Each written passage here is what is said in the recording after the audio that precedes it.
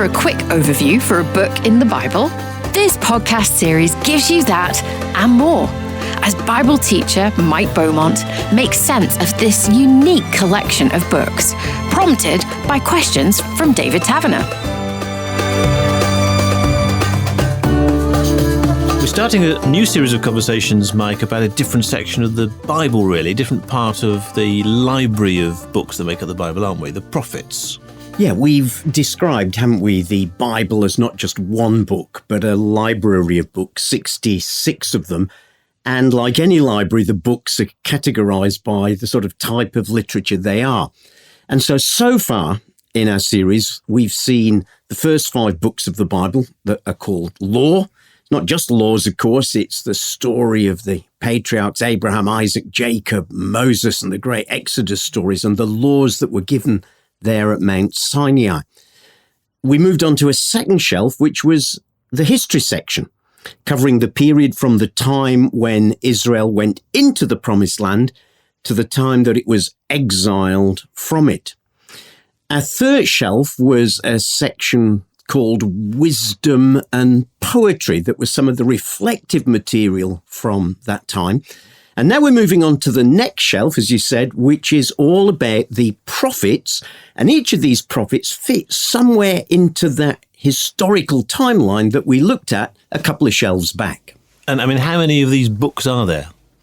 Well, there were hundreds of prophets in the history of Israel, and we get to see some of them in the history books. But actually, there were only 16 of them that had their writings recorded in Scripture. 4 of them are described as major prophets, really because they're quite long books, so they're major in that sense. And 12 as minor prophets, again, not minor in the sense of less important, but quite simply their works are much shorter. So we're looking here at 16 prophetic writings in all. The most important thing when you're reading the prophets is to consider their historical context. Where were they and when were they living when they gave these words? Because if we don't do that, actually, you'll end up thinking, well, he's just contradicted him. And the answer is yes, he has, because it was now a totally different situation.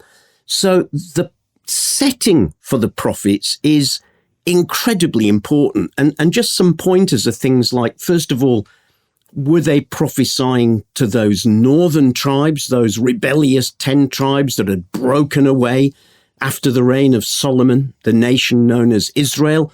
Or were they prophesying to Judah, to the southern tribes who would continue in existence long after the north had been conquered and then scattered across the Assyrian Empire? So are they north? Are they south? Are they before the exile happened or during it or after it? So locating where each of these prophets occurs in history is probably the most important thing you can do in getting the best out of these books. How do you know? Well, a good Bible will normally have an introduction to each book and will set you off in the right direction. What's the purpose of the prophets? Why do we have the prophets in the Bible? It's easy to think, isn't it, when we think of prophecy, that prophecy is always about like the future, telling what's going to happen. And of course, we'll see that there is quite a bit of that in the prophets. But actually, I think it surprises many people to discover that it's not the main focus of the prophets. The main focus of the prophets' material is to call both king and country back to obedience to God's law. God had given the law through Moses as a way of saying to his people, you are mine, now this is how I want you to live, both in your relationship to me and to one another. But gradually God's people drifted away from that in both dimensions. And so one of the big things we see the prophets doing is calling people back and saying, hey, listen, remember what God said in his word about this. You can't treat the poor like that. You can't have idols in your home and worship Yahweh as well. So much of their material is not about the future. It's actually addressed to their contemporaries, to confront them with with God, with their own God, and to remind them of God's character and ways and covenant, and to call them back to that God. So there is stuff about the future, but it's actually quite small in comparison to the whole. Well, we definitely ought to make a start and look at these major prophets. So the first one is Isaiah. I mean, how major is the book of Isaiah? Oh, it's major. It's one of the biggest books in the Old Testament. We've got 66 chapters, 66 rich chapters of amazing poetry. Actually, Isaiah has probably the best Hebrew in the whole of the Old Testament. His language is really well crafted. He uses lots of imagery, and he's just really, really good. He's a wordsmith. He knows how to put words together. So this is a really major part of this section of the library. So with 66 chapters, that's quite a chunky book. Now, maybe you could just give us a little bit of a bird's eye view, perhaps, before we go into a bit more detail. A simple bird's eye view would be to sort of divide the book into 3 sections. We get chapters 1 to 35, which are messages delivered against the threat of Assyria. Assyria was the great empire to the east that had been growing and expanding and was looking westward and had got its eyes on, well, first of all, Israel, the northern kingdom, and during this period of Isaiah's life would also have a go at taking Jerusalem and Judah too. And those first 35 chapters are really all about challenging Judah. Who are they going to trust in the face of threat? When things go wrong in life, when stuff comes against you, whom will you trust in? The one you're to trust in is the Lord. And if you don't, then the consequences of that will inevitably come. And you mentioned earlier that the context is important. So this is Isaiah speaking to the people in Judah, in the south. Absolutely. So that's really crucial in understanding his message. So people in the south, in light of that threat that is coming certainly to the people of the north and touches on them as well. There's a little historical section then in sections 36 to 39 where Assyria tries to actually conquer Jerusalem and can't. It's like a historical interlude in the midst of all the beautiful poetry. And chapter 39 ends up with Babylon suddenly appearing. Why do they come and visit? Well, Babylon is the next great empire that will eventually overtake Assyria. And Isaiah gives us a sort of little glimpse here of the future that's to come. And then the second main part of his book is really from chapter 40 onwards, where he's looking into the future and he sees that actually now Babylon has overtaken Assyria, and Babylon has actually conquered Judah, the southern part of God's people, and taken them into exile. And chapters 40 onwards look at that exile right at the end of it, when God's people will be allowed to come back home again. So this is a real leap into the future in that second part. So really the first 39 chapters are all about what's happening in his lifetime. Chapter 40 onwards, looking ahead to an exile that hasn't yet happened yet, that it isn't even on the horizon, but he sees it as though it had happened, is over, and then watch what God will do when he brings us back from that. And that glimpse into the future, I mean, how accurate is it? Oh, I mean, they really are quite amazing. I often call these sort of glimpses into the future his flash forwards.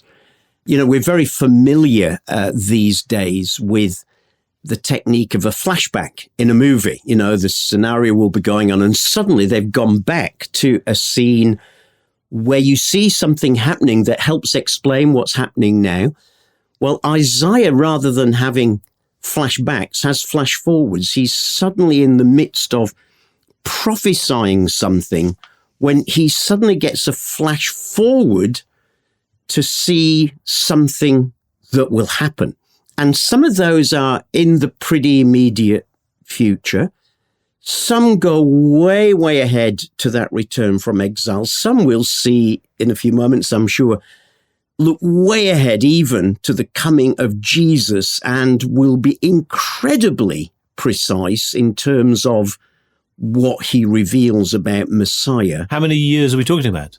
Oh, we're talking here over 700 years to the coming of Jesus. So here's a guy who will be prophesying both the pretty immediate future, like in chapter 7, where he has a prophecy to King Ahaz of what is going to happen and how the Assyrian threat that will come against the nation will be over before this child that he prophesies is going to be born is 12 or 13 years old. And it was exactly so. That was exactly how it worked out in history. So anything from almost, a decade to 700 plus years, this guy is like up there in the Premier League of prophets without a doubt. So how did it begin? I mean, how did he come to be a prophet? How did he sort of get this glimpse of both the present and the future? Well, it came about, as we'll see for quite a number of the prophets, by being called to that by God. You didn't volunteer to be a prophet. You didn't sort of go to prophet training school, although there were some of those, it seems, in Old Testament periods. He was called by God to this office. And we read about that in Isaiah chapter 6. And here's an interesting thing. Although we get his call described in chapter 6, that means, there are 5 chapters before that, and they're all full of prophecies too. In fact, those first 5 chapters pretty much sum up what his message will be. Now, some scholars think that's because simply the first 5 chapters are a sort of introduction to his work of what will be coming, and then we get his call. But as I was reflecting on that recently, I thought, but it doesn't have to be like that. Because I think, any of us that develop a gift from God find that it grows. So I've been a pastor and a preacher and a Bible teacher for decades now, but it didn't suddenly drop out of heaven one day when God called me to be a pastor. In fact, I started doing little messages, little bits of preaching, pretty soon after I became a Christian. Some of our youth club that I was part of, we used to go to an old folks home and do a little service there on a Sunday afternoon. And they said, well, you could do a little 5-minute talk here, couldn't you? And so I actually started the preaching and grew in the gift before God called me to be a pastor. And I've often wondered whether those first 5 chapters are words that Isaiah is getting from God before his formal call to be a prophet to the nation. And when that call came, it was incredible. So everybody should read, absolutely, Isaiah chapter 6.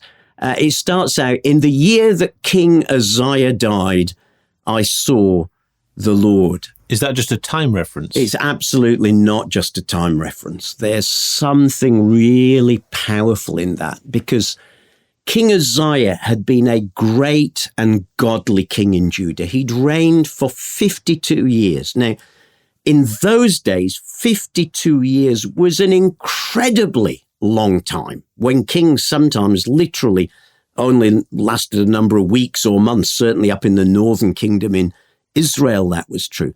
So it had been 52 years of godliness, of stability, of prosperity. It had been a good life under a good and godly king. And suddenly the king is dead. And so everyone now is obviously thinking, oh my goodness, what's going to happen now? The king's dead. What's going to happen? And it's in that year, when the good and godly King Uzziah dies, that he has this vision in chapter 6. And in chapter 6, he has a vision of God, the holy God, seated upon his throne. And it's as if what Isaiah needed to know was, listen, Isaiah, the king might be dead, but I tell you what, the king isn't dead. He's still on his throne. He's still in control. And what's more, Isaiah, I'm going to call you to be a prophet. And he does that in chapter 6 in a particular way, having seen this incredible vision of what God is like and all his holiness. The first thing Isaiah says is, woe to me, I'm ruined. I'm a man of unclean lips. Isn't that interesting? God was going to use his lips and his speech, and he's really aware suddenly that his lips feel very unclean, very unfit for this in the presence of the holy God. And so God sends one of the seraphs, one of the angelic beings with it says a live coal from a sort of altar in heaven, and touches his lips and says, see, I've touched your lips. Your guilt is taken away and your sin atoned for. And all that he can hear then is this voice saying, whom shall I send? Who will go for us? And little Isaiah says, well, I'm here. You could send me. And God says, go then and start speaking to my people. But by the way, they're going to hear but not hear, Isaiah. So there's a warning already that it's not always going to be an easy ministry. So that's how he launched on this great ministry. He had an encounter with God, and God called him to it. A completely humbling experience by the sound of it. Oh, incredible. And this sense of, well, I think as you read chapter 6, you just get this sense that he was utterly overwhelmed by this holiness of God. He hears the angels crying, holy, holy, holy is the Lord. That's a Hebrew way of saying the most holy of all. And I think he was so overwhelmed. And the fact that it was so overwhelming comes out because one of Isaiah's favorite expressions for God throughout this whole book, look for it when you're reading it, is the Holy One of Israel. And it's like it had got him, it had grabbed him. But of course, what he'd seen in that vision is not just that God is holy and up there, and what are we going to do about it? God is holy and up there, but he comes down to us. He sent that angel with the glowing coal to touch his lips. So the holiness of God doesn't stand there and accuse and rebuke us. Yes, it does accuse us of our sin, but then the holiness of God acts to deal with that sin. And that's one of the things you'll see in one of his later visions too. How did that amazing sense of God's holiness contrast with the lives of the people around him? Yeah, incredibly so, because what people were doing was really drifting away from God. Do you know, one of the things I think all of us can see is when life gets comfortable, it's really easy to settle. I think, around the world, certainly in the West, life was pretty comfortable for all of us. And coronavirus came along and shook everything we had ever trusted in, whether it was our bank balances or our job or our ability to meet our family. Suddenly our comfort was shaken, and we saw perhaps how lucky and how comfortable we were. And what had happened by Isaiah's days was that people had become incredibly comfortable in their lifestyle, and in their comfort had become sort of lax and slack in two ways. And actually, both of these come out in that introductory chapter 1. And one was they'd become very lax in the way that they'd related to God. And they had thought that simply going to the temple with their sacrifices, as long as they went there and did it, that was fine. They'd done their bit. I suppose the equivalent would be, I've been to church this week, that's it. Me and God are good now. But in chapter 1, there's this powerful challenge where God says, the multitude of your sacrifices, what are they to me? I've had more than enough of them. I've got no pleasure in the blood of bulls and lambs and goats. What is this trampling of my court? Stop bringing me meaningless offerings. Wow, that's challenging. The second area where they'd got really lax was in the horizontal dimension. And that is in their relationship with one another. And it was the old thing, the rich getting richer and the poor getting poorer, and the rich and certainly the increasing middle class not caring about those who were under them. And so there are challenges in this book about the way that they deal with one another. And God's saying, you cannot pretend to be my people unless you are caring for one another in a godly way. And so again, just one verse picked out from this introductory chapter 1. God says through Isaiah, stop doing wrong, learn to do right, seek justice, encourage the oppressed, defend the cause of the fatherless, plead the cause of the widow.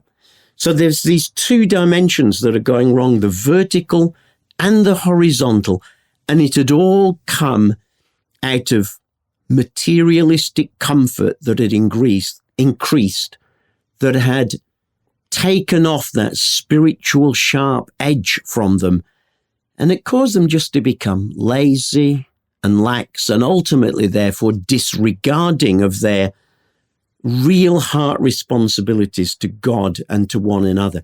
And all of those things will get challenged, actually, not just in Isaiah, but in many of the prophets from this period.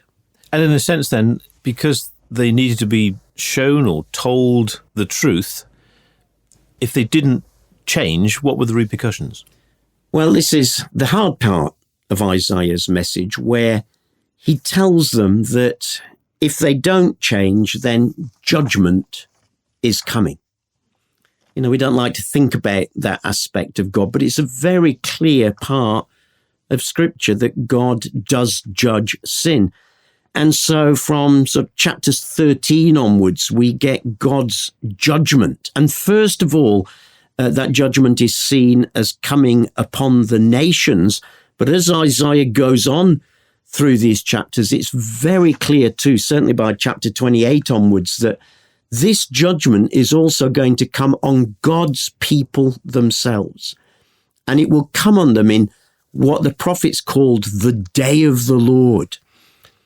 Now, this seemed to have been a very common expression at this period. The day of the Lord was seen, well, initially as any day of God's intervention when he would come and deal with his enemies, but increasingly it came to be seen as that day at the end of human history when God would come and judge his enemies. And of course, God's people thought, yeah, that's absolutely right. And the enemies are all you lot out there, aren't they? It's not us. We're God's people. And Isaiah, along with a number of the other prophets, will say, no, hang on. This day of judgment will also include you. And you cannot just turn around and say, but we're God's people. If you're God's people, start living like God's people, or this judgment will most certainly come to you. And yet, even as Isaiah brings those words of judgment which are real, he also offers promises of hope and salvation. And that's one of the richest parts of his book. In fact, you said towards the end of the book of Isaiah, there's a glimpse into the distant future, which by the sound of it carries a sense of hope. But how was that relevant to the people that he lived amongst when he was alive? Well, I mean, first of all, you can't get away from the fact that judgment was coming. And that indeed did come. It would ultimately come in 586 BC when Babylon would attack Judah and destroy Jerusalem and take its people into exile. But I think what he's doing is he is giving them a sense of hope that judgment actually never needs to be the last word with God. You know, sometimes we have to go through judgment, and he's very clear that this judgment, it's a refining, it's a purposeful judgment. It's to wake God's people up. It's to get their attention and get their hearts back to him again. And so the relevance for them in their time is that we may have to walk through judgment, but I do want you to know there's hope. There is always hope. And that will come at sort of two levels. The first level of flash forward from chapter 40 onwards will be the hope that they will return from this exile that they will have to go into. And beautiful passages from chapter 40 onwards where he'll talk about God sending a messenger to prepare a highway for his people coming back out of Babylon to the promised land.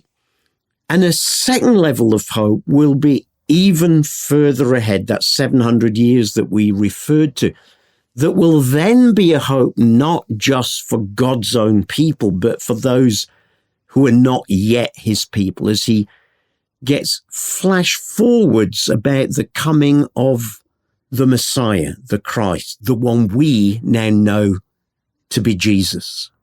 So this sense of hope is looking that far ahead to Jesus himself. Yeah, absolutely. And in fact, scattered through this book, we find all sorts of prophecies about Jesus. We find, well, actually, from the beginning to the end of his life, it starts in chapter 7, where there is this prophecy about the virgin shall conceive and give birth to a son, and he's going to be called Emmanuel, which means God with us. Now, at a primary level, he was pointing to a young maiden in the court and saying she will have a child, and before that child is old enough to discern between right and wrong, 12 and 13, this threat from the north will have passed. And historically, that's exactly what would happen. But the New Testament picks that up and says, whoa, but yet he was seeing something beyond that as well. And we'll apply it to a prophecy of how Mary the Virgin conceived and bore Jesus. In chapter 9, we get that great passage about, for to us a child is born, to us a son is given, and the government will be upon his shoulders. His name will be Wonderful Counselor, Mighty God, Everlasting Father, Prince of Peace, and of the increase of his government and rule, there will be no end. And he's looking forward to Jesus there. But later in his prophecies, there's a couple of other prophetic words that come out.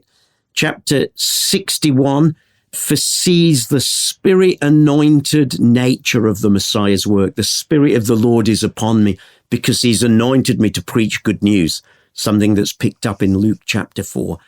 And perhaps the crowning glory is in chapter 53, where he sees someone he's called the servant, the suffering servant, who in the earlier chapters looks as though it could be the whole nation of Israel. But as these four servants progress, it's pretty clear that it's an individual, the individual we come to know as Jesus. And he sees, how on earth can God bring us back? How on earth can God rescue us when we are so sinful? And the answer is God is going to have to deal with our sin, and he's going to deal with that sin through a suffering servant. And so in chapter 53, we see Messiah's death, a death that would not only be a sacrifice, but a substitution. It will be our griefs and sorrows that he'll carry, he says. It will be our rebellion and sins he will pay for.